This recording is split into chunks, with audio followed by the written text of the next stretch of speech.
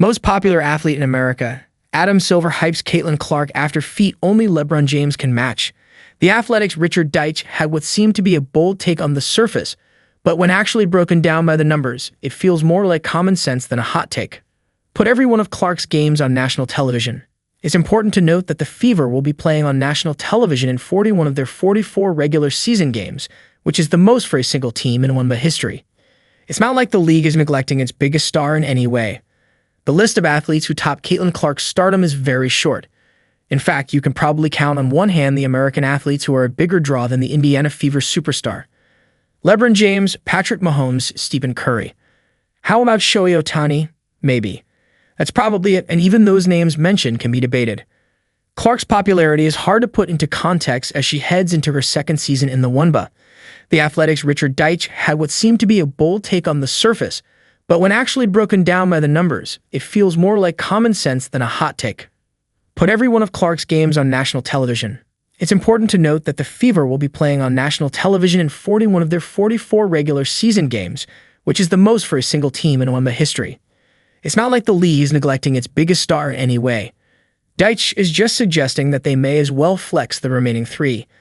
The WNBA's first nationally televised exhibition game, which featured Clark returning to Iowa as a member of the Fever against Brazil's national team on May 4, averaged 1.3 million viewers on ESPN, Deitsch wrote.